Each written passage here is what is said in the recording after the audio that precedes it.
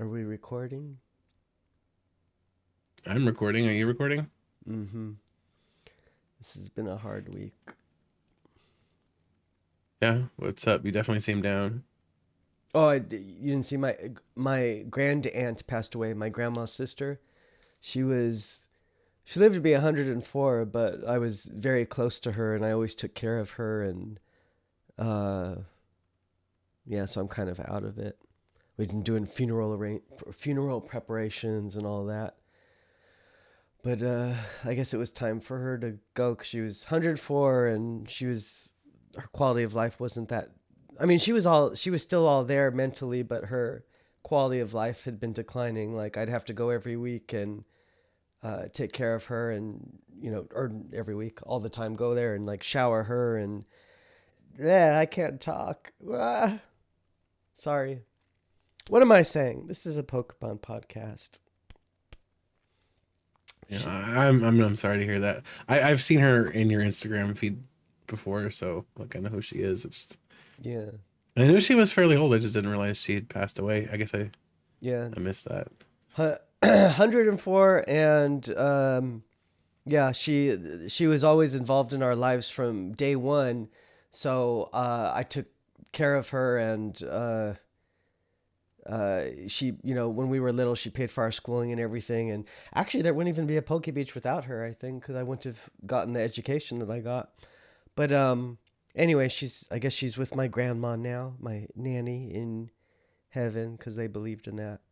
But I think that when people pass away, they live on in your memories. Like you have like their software on your hardware, like they're encoded into the neurons of your brain. That's what I believe. So like I can still hear her voice. I can know the kinds of things she would have said. So like she continues to live on in me and my family. But anyway, this is a Pokemon podcast. I was going to say the way you worded that, and I know this is a Pokemon podcast, but I am also a Babylon 5 nerd, and so I'm going to relate this.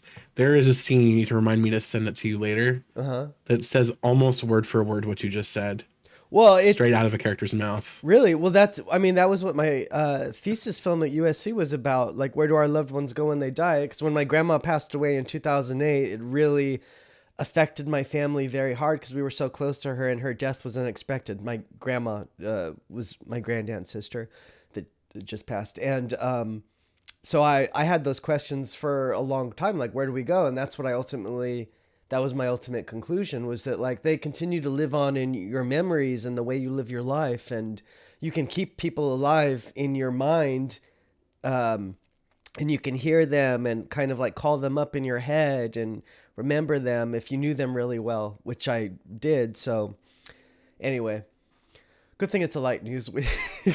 So we have to pad the time a little bit, Yeah, I yeah, guess. So it's true. all right, let's get So now that into we've had the great intro, yeah. this is the Poke Beach podcast. In case you Yes. weren't Yeah, aware, you do it. You do it. We are now on Apple Podcasts. So if you are a person who like me who listens to podcasts via Apple Podcasts, you can now listen to us there.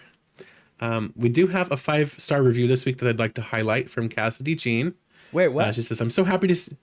What Was is that? this? What is this? I don't have Apple. I have Android. Wait, what do you? So on You can Apple rate? Podcasts, you can leave ratings and reviews. Oh, how embarrassing! So you can actually write a review, and somebody has. They've written a 5-star review for us, Oh, which we love. So if you happen to write one for us, we would love to read it on the podcast. It says, I'm so happy to see Poke Beach finally on Apple. I follow the blog and was hoping this podcast would come to Apple. Same awesome stories and updates in podcast form. I love it. Such a massive contribution to the community. Please never stop reporting. oh, that's So nice. thank you, Cassidy Jean. Oh, that's cool. Thank you for that. So like, do the ratings like, what does it do? Is it just, does it like It helps increase people the find it. reach or something? Yeah, it helps people find our podcast. Okay. I should post that in the news story then. Rate us on Apple or whatever. Rate us on everything. And then somebody else, anybody who's, never mind. Sorry. I'm out of it. I gotcha. All right. Oh, and I am Water Pokemon Master John. And this is Justin Basil of justinbasil.com. And shall we get into the week's news? Let's get into the week's news, shall we? So as always, I'll let kind of you setting it up earlier. As always, I'll let you pick first. Let's talk about Ceruledge, Pokemon Day 2024. Wow, that's random. All right. We got to get the smaller ones out of the way. Okay, so Pokemon Day is fast upon us. February 27th, which will be a Tuesday. But before then, on Saturday, February 24th, Toys R Us stores in Canada will be handing out a stamped Ceruledge promo with a Pokemon Day 2024 stamp, as you can see here. We don't yet know if this is going to be foil or not. They didn't mention it, so I don't know if it will be. But you'll have to spend $15 or more to receive the promo. I think the promotion will probably come to the United States and other countries, maybe at different retailers, because it would be really weird to just give this out in Canada. No offense, Canada. But it'll be part of a trade and play event at Toys R Us stores in Canada, which we've seen before from many different retailers. It's where you can go to get some product and trade and battle other players. And TPCI sometimes like sends out like these jumbo booster packs and kits and whatever that have like drawings or whatever in them. And then so as I said, this is on Saturday, February 24th. And then as we covered before, Pokemon Leagues will also be hosting Pokemon Day events on Tuesday, February 27th, where they'll be giving out special merchandise, as we talked about previously. So I think that's it for this story. I'm more excited about the Pokemon League one, obviously, because that's for if you're more hardcore into the community, that'll be the thing you want to go to. And plus, they're giving out a lot more cool merchandise. Let me just read it real quick what they were doing. They were going to give out... I'm just excited for Pokemon Day. Yeah, that too. That's my holiday each year. On the Pokemon Leagues will be giving out Pokemon Center figures, Pokemon Go TCG items, stamped promo cards that were previously unreleased, and new promo dice sets. It doesn't sound like they were going to give away the Ceruledge promo at those, but I don't know. We'll see. But, oh, wait a minute. There's just a news story. There's an update from Pokemon.com. Let me check what it is super quick, because it actually might be super relevant. Hold on. Just kidding. False alarm. It was nothing. All right. Shall we move on to our next news story? Yes, let's go to the Trick Room Gallery series line. Also known as stock art on generic background. So Ultra Pro is releasing a new gallery series line. This time it's called Trick Room. It'll feature Mr. Rhyme, Gardevoir, Reuniclus, and Wobbuffet, who all can learn Trick Room in the video games. It'll release in the second quarter of this year, which means April through June 2024. And it'll feature Ken Sugimori artwork as usual. And it'll be the usual line of products: a rubber playmat, 9-pocket pro binder, regular binder, alcove deck box, card sleeves, yada yada. So these always get a lot of criticism because they are just stock art slapped onto backgrounds. But as we've said before, this may be due to either a royalties issue or quality control issue. So let me explain. So like I think that TPCI only allows partners to use stock artwork because they would otherwise have to approve a bunch of unique artwork for a bunch of different products. And I don't think they like to do that. I think they just would rather have companies use the stock artwork because it doesn't have to go through all these checks and approvals like the TCG art has to do at Creatures. And we've seen before how detailed that can be. So I think Pokemon's very protective of how their Pokemon designs look, and maybe that could be a reason. There's also potentially, it could be like a royalties thing. Like, I know that what was the first Worlds in Anaheim, I was talking to the people who run the Pokemon Center website and deal with all the merchandise, and they told me that they have to pay to use the Ken Sugimori artwork. That was back then. So I don't know if maybe that's cheaper for them to do, then maybe it would be otherwise cost prohibitive. I don't know. But either way, like, Pokemon fans have been complaining about this for years and they haven't changed it. So I think there's got to be some logistical issue that prevents TPCI from allowing these third-party companies to use different artwork or create their own artwork. I mean, we even just saw, what was it this week? There was that clothing brand, what was it, Thousand Pirates or something? And did you see that? I don't know that I did. So there's some, I guess, famous clothing brand called Thousand Pirates or Thousand Thieves or something like that. And I don't know clothes. And I guess they're like very celebrated, and they just had stock artwork of all the Pokemon thrown onto the t-shirts, and people were criticizing that too. And I'm just like, coming from Ultra Pro TCG products, we're just like, welcome to the club. So I think that there's some kind of issue because you see this in various collaborations with Pokemon in America, especially, that they tend to use stock artwork. So I think there's some reason behind all of it in terms of why they haven't ever changed that. So Reason or not, that doesn't mean we don't and shouldn't expect better. yeah, and I mean TPCI sometimes responds to things like they will you see it over the years, they do change over time. So keep complaining. I don't know if it'll change, but I mean, sorry, I shouldn't say complain. Like It's valid. It's criticism. Keep critiquing. It's criticism. It's valid criticism. Even just saying, hey, you know, so and so who did artwork for such and such Pokemon 5 years ago, can we recommission the artwork or reuse the artwork you did for a card for playmats? Magic. Like, yeah, they're gonna have to do a little bit of groundwork, but at least that design's already been approved.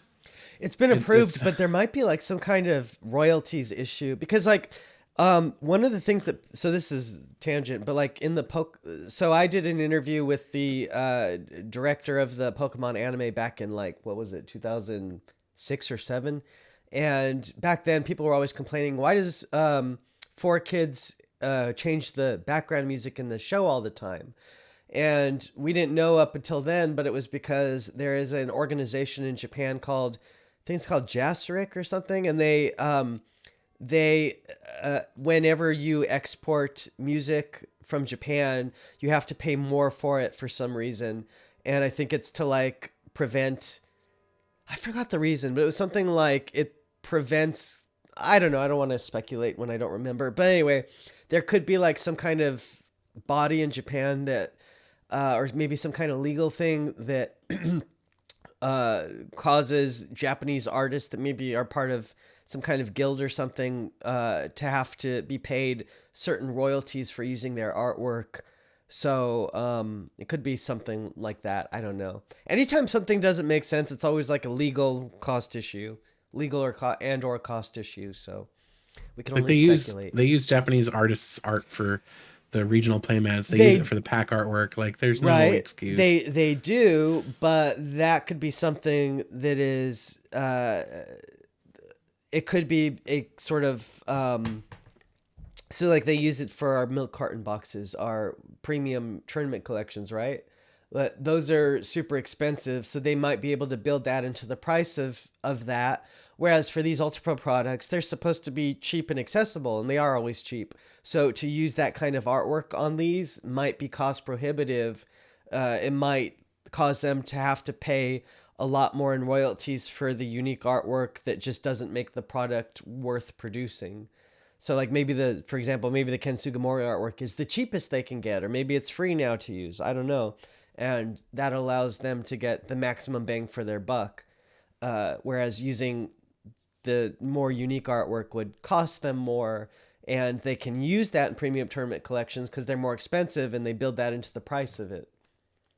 Heaven forbid they have to increase the dollar amount for the product by $2 and sell 3 or 4 times as many of them. Heaven forbid. Right, but we also said before in a previous episode, I said I kind of think this could also be strategic, because if they did use that unique artwork, well, what are the little kids going to get when they go to Target or Walmart? Like, you can't like get these. I mean, these would be gone immediately. Whereas making these a little bit, I don't know. This is probably a little. It's too much. If there's a demand, it might be a little bit. Of them. That's what they do. I guess they are all about money. At the end of the day, it's like it's a if little you funny want more, you make more. That they don't make a product to not sell it. That's true. That's true. No, I'm just saying, like, they're like maybe targeting a different audience. Like, these are for the little kids so that they have at least something. And maybe the little kids, I don't want to insult little kids, but maybe they don't care so much about the artwork. And you know, they just want like But a if you show Pokemon. if you They show just a want little Pokemon kid binder. if you show a little kid this playmat, right? Or you show a kid a playmat that has, let's say, just for an example, the artwork for Reuniqueless from the most recent set, and that's what the playmat has on it. That's the art it has. Which one are they gonna pick? I, They're gonna pick the cooler artwork. yeah, I guess. The kids aren't that stupid. No, no, I don't think they're stupid. I just think that maybe they don't care as much. Like this is I acceptable. feel like they do. Well, I don't think kids are complaining about this. I think they just are like, oh, cool, Pokemon binder. Like, I don't know. Anyway, we don't know. We're just speculating.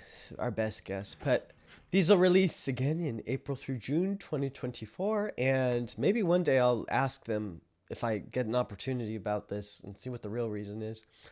All right. What's our next Shall we talk about the story? triple whammy tins? Sure. So, new triple whammy tins are going to release at presumably CVS and Walgreens for $18.99 each. This is because they have the same 3-pack configuration as previous tins that have released there. We don't know release date yet, but the first tin they'll all come with 3 foil cards each. So there'll be a Tyranitar tin, which is a reprint from, remind me, Paldean Paldea Vault. Are they evolved? Yeah, it'll come with I think so. Larvitar, Pupitar, and Tyranitar holographics. The Darkrai tin will come with Sableye, Spiritomb, and Darkrai. And the Slacking tin will come with Slackoth, Vigoroth, and Slaking. Okay, now there might be news. Hold on. Let me interrupt for a second. Okay, I just posted it. So we are backtracking for a second. Oh, great. Same thumbnail. But That's what I thought you were gonna do, a new one, or the same one rather. So Pokemon has just announced on their website that the Ceruledge Pokemon Day 2024 promo will release at GameStop, Best Buy, and the Pokemon Center starting February 23rd. As we posted before, you'll get the card at Toys R Us stores in Canada if you spend $15 or more. Presumably, this will be the same requirement for the US. And there it is. We'll see. Like, I know GameStop likes to do like the $30 price point, but like you said, maybe they'll do it lower since it's a celebration thing. We'll see. What news store were we talking about before? We were talking about the triple whammy tins, the triple whammy tins. So back to the triple whammy tins. Tyranitar, Darkrai, Slacking each come with 3 foil promo cards, 3 booster packs. Tyranitar line comes with the Tyranitar evolution line. The Slacking line comes with the Slacking evolution line. Darkrai comes with Sableye, Spiritomb, and Darkrai. We don't have a release date yet, but they will also release in other countries such as Australia. If you are from another country besides the US and you have seen these 3-pack tins before, expect to get them at whatever retailers had them before. And I'm going to say this. I know this is echoing one of the commenters on this article. I think these are a waste of resources. Again, okay, hear me out. Yeah. There's nothing special about these tins. There's nothing special about the cards inside them. They're not even chase cards. They're not Pokemon EX. They're not Pokemon V or GX or any of that nonsense. They're literally just exact reprints of cards from a set thrown into these with a few booster packs. Made out of metal that people are not going to recycle. They're just going to throw it out, right? And even the kids that do actually use these for something else, like these are very generic on top of everything else. The tins themselves. Oh, so what I was going to say was this is yet another example of different products are for different fans. So little kids probably really like this sort of thing, and that's why they continue to produce them. Like if you're a little kid, this is an easy way to get cool Pokemon like Tyranitar and its full evolution line, all as holographic cards. So yeah, this might be considered a waste to people like us who are more hardcore fans, but little kids, this is like a super easy way for them to get like cool Pokemon that they might like, plus 3 packs. So, I mean, I think different products are for different fans. I mean, I've even seen comments before, like where we'll post like a competitive product and I'll see like casual people say, why are you posting this? This is trash.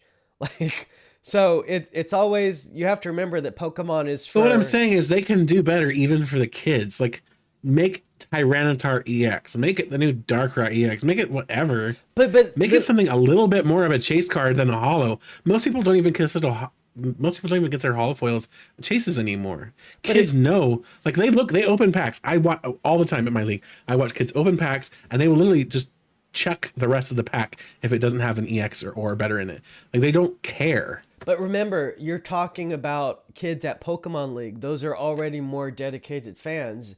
This is for like totally casual fans who don't care. Like they could have at least made it an EX. No, let's agree. All right, people, comment section time. Is this a worthwhile product? Is it worth Pokemon Company International creating thousands upon thousands of tons of metal waste for these tins every year when they're going to waste on products like this? Little kids are probably still going to use them. Like if, I mean, I have tins from when I was little still here. And how many did you throw away? And how many thousands of them have people thrown away over the years? I'm a hoarder.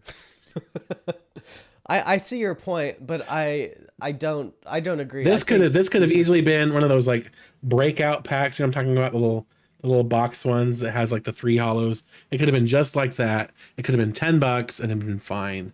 But instead they made it a tin. This is not worthy of a tin product. Let's talk about the updated artwork for the EX Battle Decks.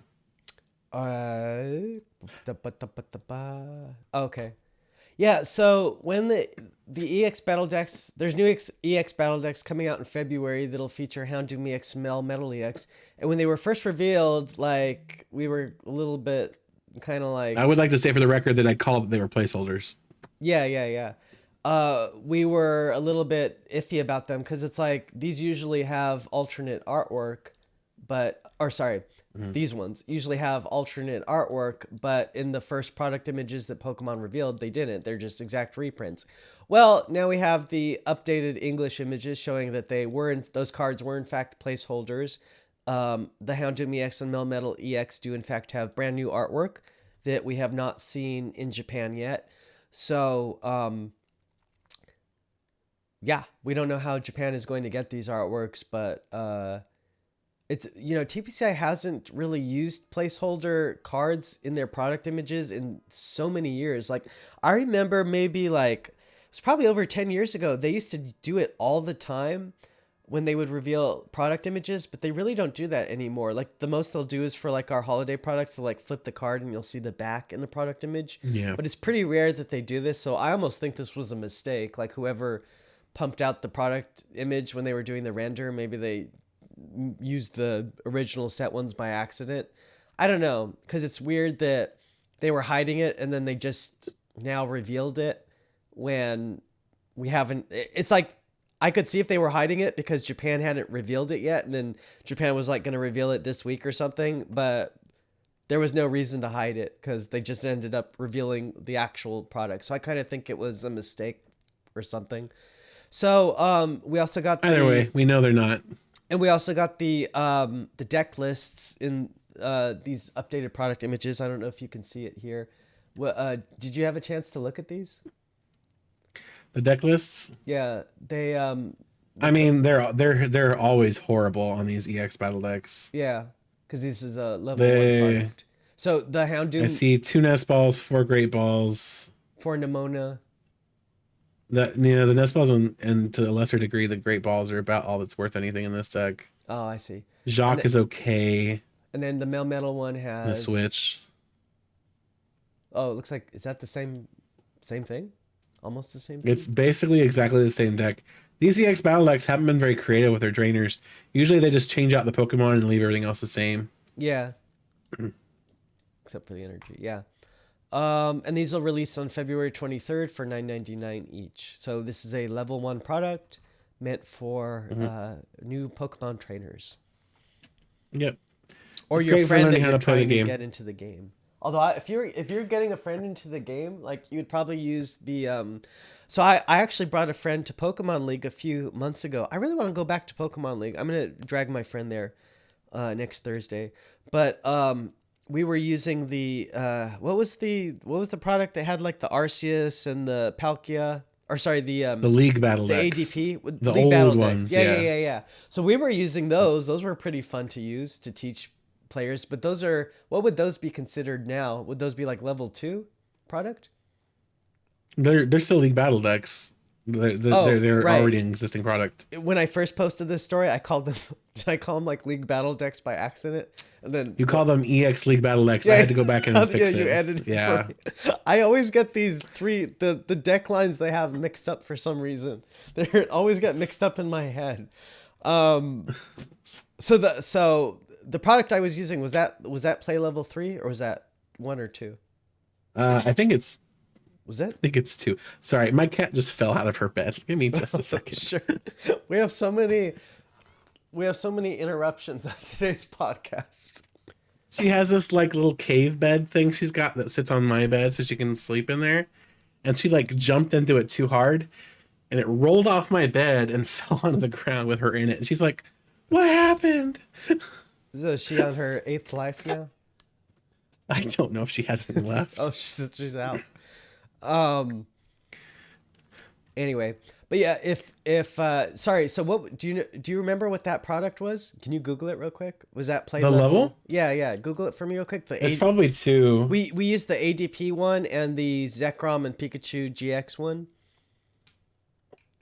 I don't remember what they were, but whatever level that was, like that was a fun level to teach my adult friend.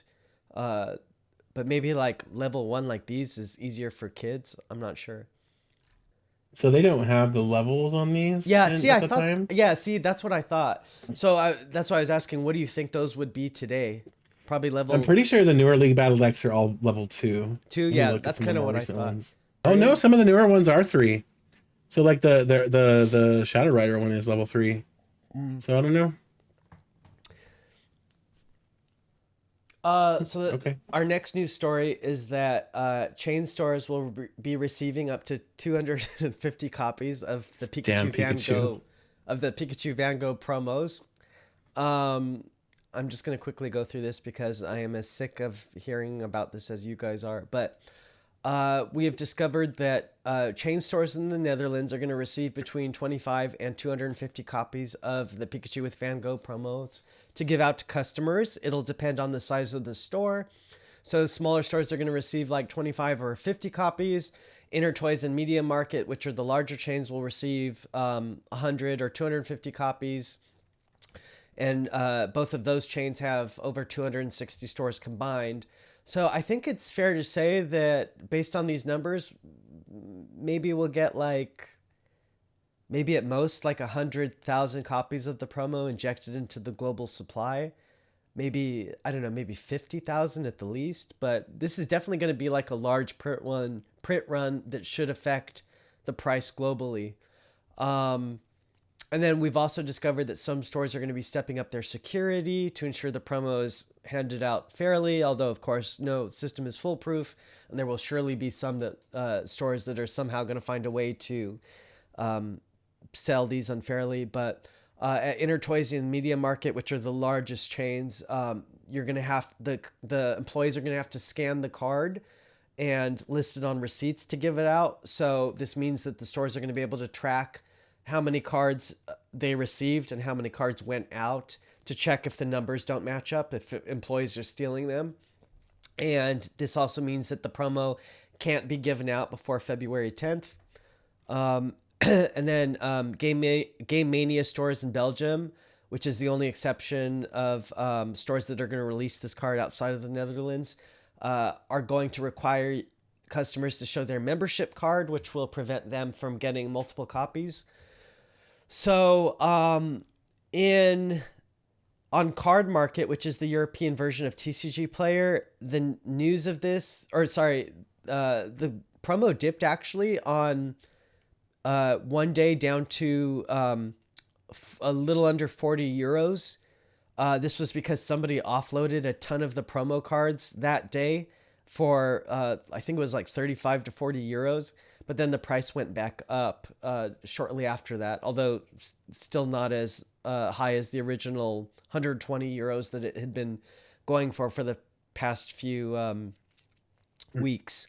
So the card is definitely... Actually, let me check it real quick, because the card is definitely... Shoot, what is that website called again? I always forget. Card Market.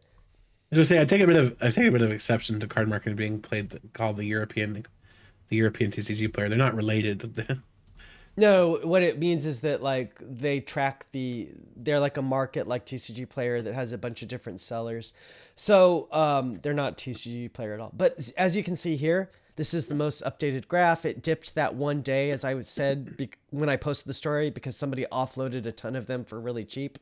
And then it went back up a bit to like 76 euros, 87 the next day, down to now it's 65 euros. So the card is definitely taking a hit in Europe, and it'll go down even more, I'm sure, once the card releases. And this should propagate to the rest of the world eventually. Let's see how the American market is doing, actually. Gray felt TCG player. Yeah, so I'm checking TCG Player for if it's dipped. The American market has been lagging a bit behind card market since we've been following this news, but okay, as we can see here, it is dipping. $120. So now it's down to $120 on TCG Player. That's ridiculous. And so it'll go down even more, I'm sure, once this actually releases on Saturday and over the coming weeks. So don't buy one yet. Wait for it to dip more. And if you're a seller, you should have obviously been selling it, I guess. Don't take my advice. I'm not a investor or whatever. You're not a scalper, yeah. I'm not well, I mean, not everyone's a scalper who is in the hobby for money, but some people are investors. Yeah, so Pokemon cards are not an investment, people. You heard it here first. If you want to get the card, you should wait a few weeks, I think, and it'll go down in price. I still don't have this card. I'm not expecting to get it unless somebody like just hands me one for free. I would take it.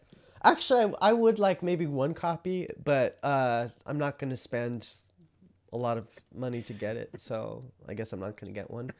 But yeah. So hopefully this is the end of the Van Gogh stories, because I am so sick of reporting on this, but I have to because a lot of people are interested in it. So I'm just personally tired of it. Although I did like exercising because I have a journalism degree, so and a film degree, so I loved reporting on this from a reporting perspective, but not as a Pokemon fan. So, all right, what's our next story of the week? The set list for Prize Pack Series 4. Okay, so Pokemon released the full set list for Prize Pack Series 4, which was very appreciated because for the first two Prize Pack series, they didn't do that. So everybody was left to kind of like compile the set list. Not right away, at least. Themselves. They did eventually release yeah, eventually. Them, yeah, not right away. It took them months. But as we posted before, Prize Pack Series 4 will feature reprints from September 2022's Lost Origin through August 2023's Obsidian Flames. Here is the set list. Do you want to tell us what the highlights are here? So the first thing I'm going to actually point out real quick, this is a much smaller set list. Yeah, than the other three. I noticed. It's like 75-ish cards, I think. I feel like it's a little bit more than that, but it's still really small. No, this is there are a few cards that I wish they'd gotten rid of. 33. It's like 80 something. Okay, yeah, something like 80-ish cards. Yeah. But like there are a few cards on here I wish I'd gotten rid of. Look, they just don't really have any real purpose, like the Wailord from Silver Tempest. We really don't need more Wailords. I'm sorry. We're good. We had plenty in the last several packs. Was that originally a holo card, the Wailord? It's been holo. Oh, okay. And it's been in several prize packs already. The exact same one? Yeah, the same one. It was in Prize Pack Series 3. Why? Is that just because really is it like literally the only use I've ever seen it for is people that play Gym Leader Challenge. It's a niche card in Water Decks and Gym Leader Challenge. That's it. And that's not even an official format. So like I don't see any reason they would have included it on here. But then again, they're also including stuff like Clavel and Fighting Olay, which also are not remotely useful cards. Like they have data from RK9 Labs from all the tournaments they hold, tournament different regionals and international stuff. They should just take data from them. I'm sure RK9 can do it. What are the 100 most used cards from the most recent regionals from the last 3 months or something? Okay, Cool. Add the basic entities, do those. There's your price pack series 5. Done. And then there'll actually be relevant cards. It's just Are there what I I don't know. want to know is there anything that you think they left out that should have been here? That's what I'm more interested in I knowing. mean, with them having stopped at what Paldea Evolved, is it Obsidian Flames? They Yeah. stopped at Obsidian Flames. I want to say there was one, but I can't remember what it was. But they did Off a the top of my pretty head. but in your opinion they For do the a most pretty part, they good have job? they like it's not an awful list. There's definitely some clutter in here that doesn't need to be in the list, but it's not awful. They could have done much worse. So what I was kind of thinking was that they are coming close to catching up with where we are currently. So I thought at the pace that they were going that they were going to run out of sets to turn into these prize packs because we're only at Obsidian. I mean, we're at Obsidian Flames, but how many sets does that leave? That's only like So they do it every 6 months. 6 These price months. packs Yeah, they release every 6 months. right. But when they do them, they dump the 2 oldest sets and add the 2 newest sets.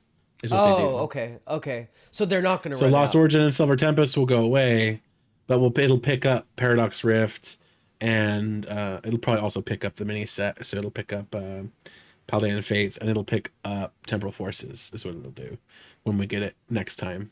Well, you see, that's what I was asking. So aren't we catching up to the sets now? Because like originally it was like No, these are always roughly 6 months behind Okay. the set releases. okay. Because I for some reason I thought that they were catching up to us, and that's why the set list got smaller, and that's why they had a little bit more padding in it. But you're saying that's theory is incorrect. No, Okay. I don't think so. All right. Well then I don't know what to say. But yeah, But, I mean, the list is fine for the most part. There are some cards I will kind of roll my eyes at being in here. I still don't like the second Ultra Ball. I would have rather just had the silver or the Scarlet Violet one. I really don't like the art from Crown Zenith for the Ultra Ball. I know some people do. I do not like it. I don't think it needed to be in here. There's no reason to include 2 different arts of the same card. But for the most part, they did an okay job with picking the cards that needed to go in here. They obviously wanted the starter Pokemon in there, which is funny because they included the EX for Skeletors, the EX for Meowscarada, and then Quaquaval just got shafted with the non-EX. I don't know if you saw that. No, I didn't. So they left out. That's funny. Yeah. I don't know. They're like, the Dancing Duck does not get its EX in Prize Pack Series 4. It's whatever. I wonder what the logic is behind who picks these. But I think they think that the stage 2, the regular one, is probably a little bit more playable than the EX. I think they're both bad, frankly, but sometimes I wonder if the way that they seed these packs, and the way that they seed them and print the cards somehow dictates sometimes these strange decisions and what goes into the set list. Like for example, maybe they have like a certain amount of EXs per every amount of packs, and they have to. no, I'm sure that's print- related. Yeah, They have to print like a certain number based on the size of the set to seed them in a certain way. I don't know if that has something to do with it. no, I'm guaranteed that's part of it. Yeah. There's no way it's not. So these, as we mentioned last week, Prize Pack Series 4 booster packs will release at Pokemon League starting February 14th. Some leagues are already awarding them. Each booster pack will come They shouldn't be. Each booster pack will come with 6 cards and feature the Cosmos Holofoil that we have seen that we've been seeing on cards recently and that were introduced in Prize Pack Series 3. Very beautiful, especially on the energy. And yeah. All right. Yeah, I mean, we talked about this last week on the Pokemon podcast. I like the prize packs. I think they're great. I do like that they reduced the set size. I think that's also great. Makes it a little bit easier to find what is in the set. I like it. And they're a good thing going forward. And all right, what do we have left? Oh, okay. So it looks like we just The have English cards from Temporal Temporal Forces. Okay, last news story. So our last news story of the week is that more Temporal Forces English cards have been revealed. Pokemon's been slowly revealing these on their social medias.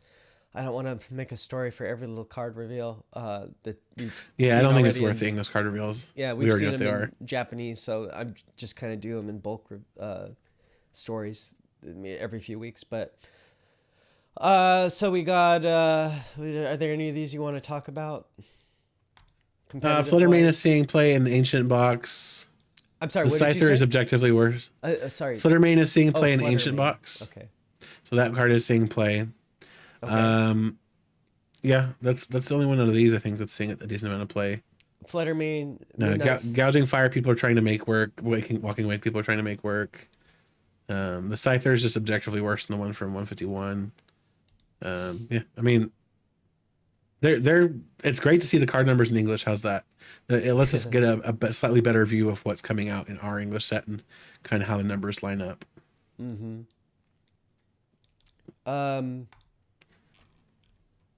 Okay. Well, I guess that's it for that news. But that's, I mean, that's what it is. Like, we've seen these cards in Japanese. We've had them translated on PokeBeach for forever now. So since January. if you aren't following PokeBeach, the site itself, you should absolutely be following it. Keep up to date on all the card reveals from Japan. We might, hopefully, as soon as next week, maybe even be seeing some card reveals from. What's our next set in Japan? Okay, so so that was our last news story of the week. Now let's talk about what's coming up this week. So this week there's going to be a live stream there's going to be a live stream in Japan, and we kind of think that they're going to reveal Crimson Haze, which comes out I think March 22nd. Same as March 22nd. Temporal So it'd Forces. be next weekend. Yeah. That they would probably reveal. Oh, it's not this weekend? It's not this weekend. It's next weekend. Oh, I'm sorry. I thought it was this weekend. Okay, so next weekend then. Or sorry. Yeah, next weekend they're going to reveal probably Crimson Haze during their live stream. So okay, so it's not this coming week actually. But there is a tournament coming up this week, right?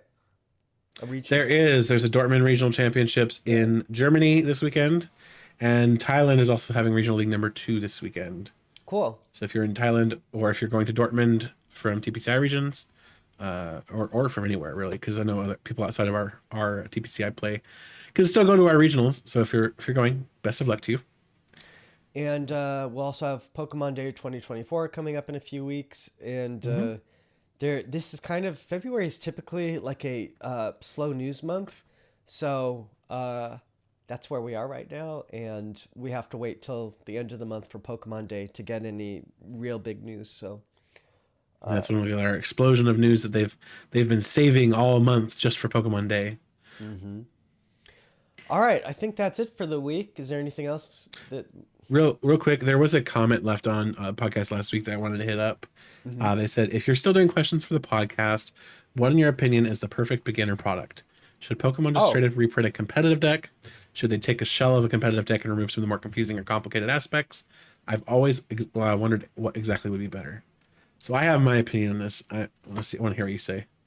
So actually, I was already coincidentally hitting on that earlier. I was saying that the League Battle decks that I took my adult friend, so it's not a kid, but I took my adult friend to use the ADP and Pikachu and Zekrom GX decks, and we had a lot of fun playing it, and I think he picked up on the rules pretty quickly. So for an adult, I think those were pretty good. For a kid, I haven't been a kid in a long time. I can't really remember, but I don't know if maybe I would have needed something a little more simpler, like an EX battle deck to comprehend the rules.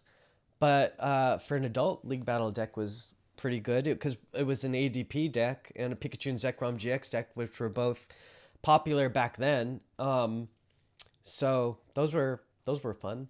So I don't know. I guess a competitive deck that's maybe doesn't have like all of the cards. So in my opinion, I more or less align with you. For adults, I think League Battle decks are definitely the best way to start for anyone over the age of like 13 or 14. I think you start with a League Battle deck because they can get the basics out of that and learn pretty quickly. Yeah. I think for anyone younger than that, the Battle Academy product is the best way to go, not even the EX Battle decks. And part of the reason I say Battle Academy specifically is because there are multiple decks in there. Yeah. And so they're going to be of a similar power level, not necessarily exactly the same. I know each of the Battle Academy products has one deck that's slightly more powerful, whether that's the Mewtwo or whatever. But ultimately they're of a similar power level to each other, and so they play against each other fairly reasonably. Whereas if you're playing an EX Battle deck and you bring it to League, and you're going to get ruffle stumped by a League Battle deck or by an actual competitive deck, it's not the same kind of experience. So I think for learning how to play the game, the Battle Academy for kids is absolutely where it's at. I don't think they can really beat that experience for kids. But yeah, for an adult or for anyone really like 13, 14 and up, I think the League Battle decks are definitely where to start. You know what would be the actual best thing? Would be if they made like a new version of the Pokemon TCG Game Boy game. Like that would be the best way to learn. You mean like trading card game live? Well, but like no, like Good. no, I mean like yeah. like because I would always play with kids on the playground when it first came out. Like when I was 10, we would play the card game, but we kind of just like made up what we were doing. And then when the Game Boy game came out, then I actually learned how to play from that game. And I remember like one of the first things I thought was like, or when I was playing, they wanted me to Professor Mason, I think, whatever that character is, and when you start the game, he wanted me to attach like I think a water energy to Squirtle for the colorless cost or something like that. And no, sorry. I'm looking at Squirtle on my desk. It doesn't have a colorless cost. Anyway, he wanted me to use like a water energy for a colorless attack cost. And I was like, but that's not the same. That's not the same energy type. Like what? So it was kind of like debunking all the rules that I thought I knew from the playground and teaching me actually how to play. And like, I think we would use like the level on the card to be like, oh, okay, my card has a stronger level, so I get to go first. So anyway, I think like having a walkthrough tutorial would be actually the best thing to teach people how to play. And Well, that TCG Live does have that. does it? Okay, I haven't really used it. So Yeah, I it don't know. does. Okay. I mean, it has its own problems. I haven't. Everybody was talking so bad about it. I was like, I'm not even gonna. It has problems too. Like, but as much as people fondly remember TCGO, it also was a steaming sack of dog shit. It was not good either. It just had a different set of problems. So what is it that TCG Live does? Does it have a tutorial walkthrough like the Game Boy game, or? So there's a tutorial that teaches you the basics of the game. Okay. And then it gives you a bunch of starter decks. It does, and then they're actually decent starter decks. That was one of the biggest disadvantages that TCGO had. Was the starter decks it gave you were awful. Okay. And it basically expects you to grind theme decks for years before you got anything worth the damn. It was bad. So that's funny because what I exactly thought they should do, they've already done it. Mm-hmm. No, they've made some noteworthy improvements in Trading Card Game Live. They have. Does that mean that it's a good client? No. Does that mean it could be eventually? Sure. It needs a lot of work. It's got some very rough edges, but I have hope. I don't know if I should, but I have hope that maybe in a couple years it'll be salvageable or at least useful enough that it won't be just a thing that people laugh at as having sadly replaced what was already not great. I think the biggest thing that people remember from TCGO is that it was at least stable.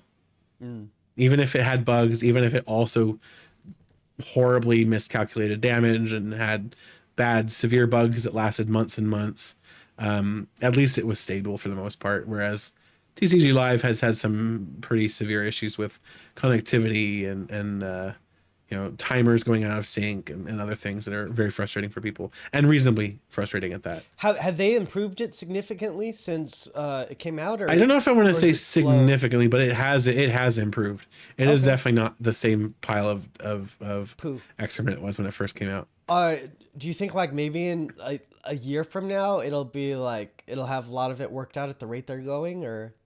No, at the rate they're going, it's going to take them at least 2 to 3 years to get something that's reasonable. Oof, that's a long they are going at an absolutely glacial pace. I wonder why. Maybe they didn't. From what I gather, and this is all speculation, I don't know if this is actually true. This is what I've gleaned from where I've been digging. It seems like to me they had a staffing change, a fairly drastic one, that kind of slowed some stuff down. So that might have had a hand in it.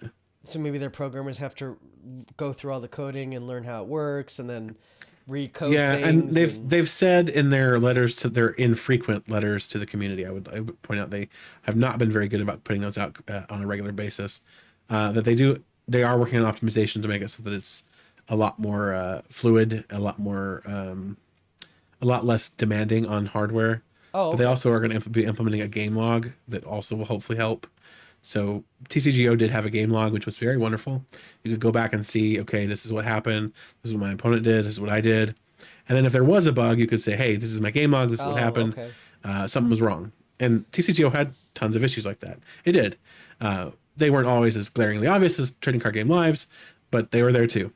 But the problem is Trading Card Game Live does not have a log, so there's no way to record any of that sort of information unless you are literally screen recording it. And the game is already quite demanding for a lot of people and their hardware, so that can be a big ask for a lot of people, especially when you don't want to have to just record in the hopes that you might encounter the bug and then maybe be able to report it. So, meh.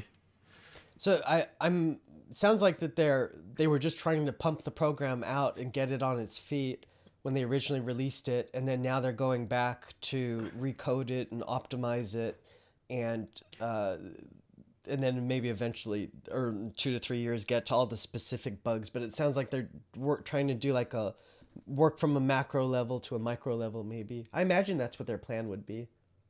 So yeah, I think they were trying to slap something out very quickly because another contract with Direwolf ended. Mm-hmm. They opened the beta. It was a year or two before the contract was up, Mm-hmm.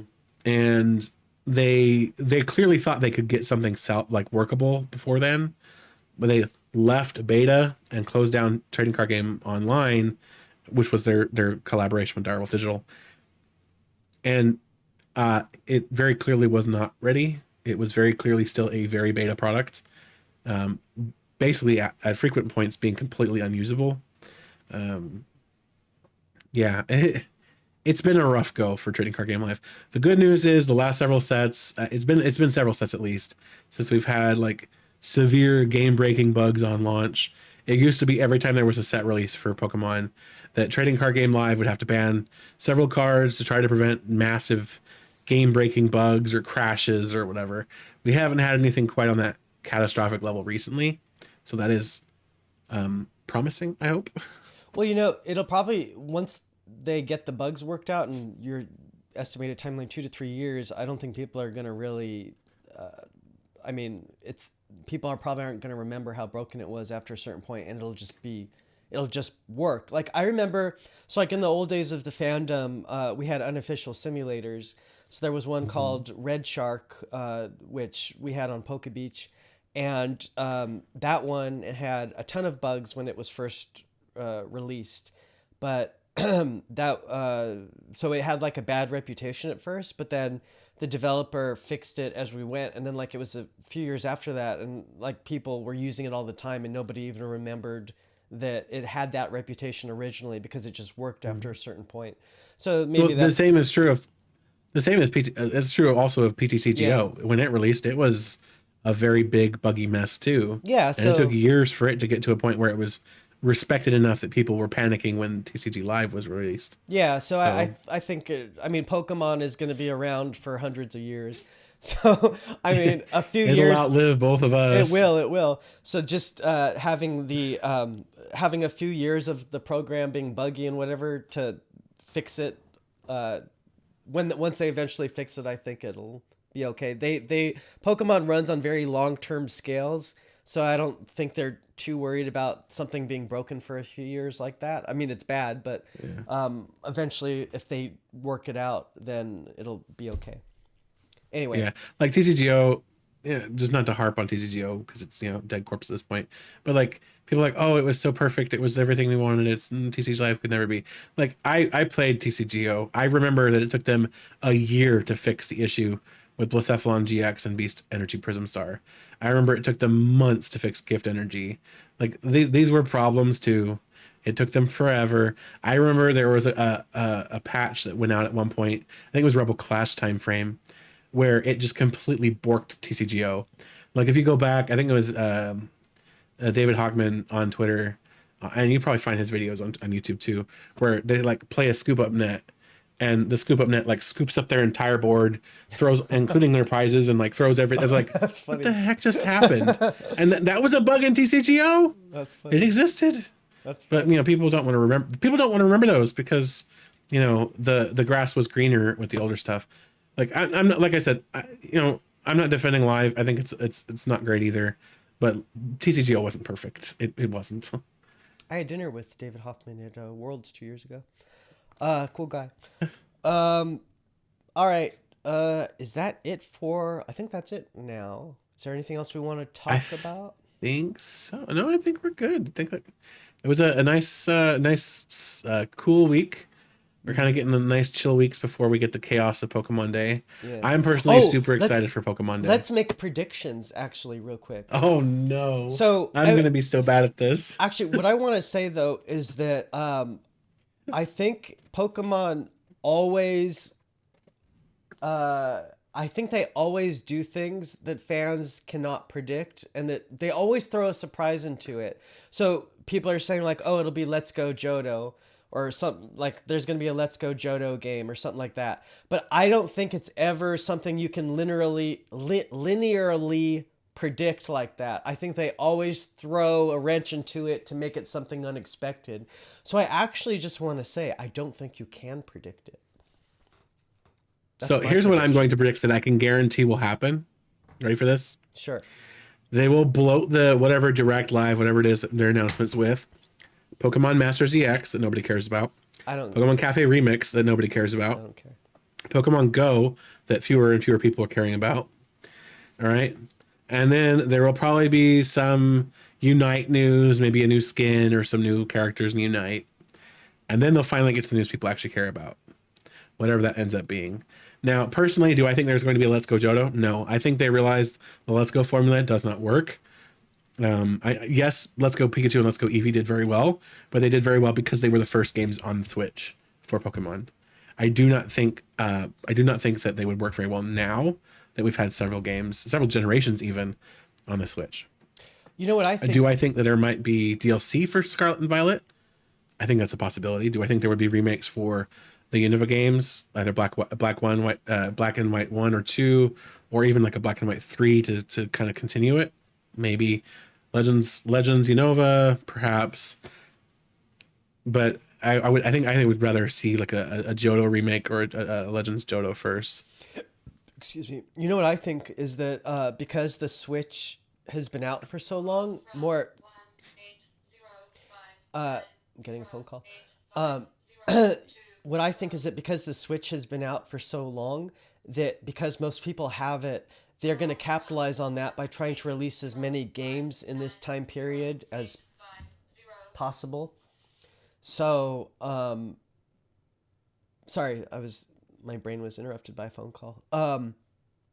So many people have a Switch right now, so it would behoove them to release games during this period right now before the next Switch gets announced, because so many people have a Switch, they'll want to get a Pokemon game for it. So you're saying that Let's Go Pikachu and Eevee did so well because people had because it was the first generation? Is that what you were saying? Was that your? It was the first Pokemon game for the Switch, is what it was. Well, so that's interesting to me because less people probably had a Switch at that point. I would say that the success was more because it was a Kanto remake, because that's what's popular. No, it literally got me to buy a Switch. It is why I bought a Switch. Well, so what I think that they're gonna do is maybe they'll have a new Scarlet and Violet DLC. I think they will release some kind of Unova or Johto game. I think maybe they'll have maybe they'll reintroduce the Pokemon movies again, the animated movies, because right now in the anime, the main character has Terapagos, and that feels like a movie-worthy Pokemon to make a movie about again, to reintroduce the movies. The card game, what was it last year? Was it TCG Classic they announced? Yeah, it was TCG Classic. They don't generally release a whole lot of news for TCG No, during they don't. Pokemon Day, That though. was like one of the exceptions. So I don't know what they would do unless they. I mean, no, they would save whatever the news is for Worlds this year. So like, yeah, because we're gonna get like a Terapagos in the summer. So yeah, you know, it's interesting. We're gonna get. It's gonna be a very Terapagosy summer, with the set that's coming out around then. So we might get maybe we'll get like a Pokemon anime movie about Terapagos in the summer, and then the TCG will be advertising Terapagos then, which we know that is going to happen around then. And then maybe at Worlds in August they'll announce whatever the next mechanic will be, like Stellar type or something like that. Changing types. Did I just say a whole lot of nothing? Did I say my Pokemon Day predictions? Yeah, I did. You did some things. I did. Sorry, I'm out of it this week. So what do you think? Fellow viewers, what do you think will happen on Pokemon Day? Leave us your comments below. And if you got this far in the video, comment. Cubone. Comment. No. Cubone. I was gonna say Yamask. So Cubone is number 104, which is why I was going with Cubone. I was gonna say Yamask because we started off this podcast about death. So I have a dark sense. So Yamask and Cubone. Yeah. They're both about death. Yeah. I have very dark humor. All right, I think that's it for the week. So be sure to like, comment, subscribe. Be sure to subscribe on Apple Podcasts, on your iPhones, whatever. I don't have Apple stuff. Whatever you do on Apple to have it, be sure to... You click follow. Okay, click follow on Apple. What do you open it in iTunes? No, you just open Apple Podcasts. Oh, is that an app? On Apple? Okay. Uh-huh.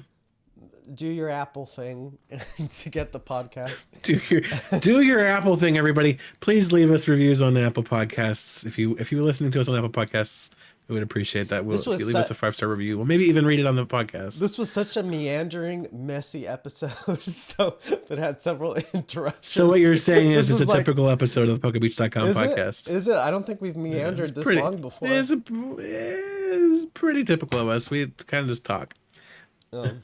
All right. Cool. Is that it?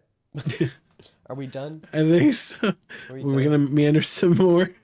No, I don't think so. But yeah, we'll get Crimson Haze in 2 weeks, so we'll be expecting it on next week's episode as well. We'll be talking about how it's coming up the weekend after we record the next episode. And we'll continue to see what's going to be planned for Pokemon Day. Maybe we'll have some more announcements. And okay, I think I'm going to cut it off there. All right, have a good week, everybody, and we will talk to you later. Talk to you in the next one. Bye.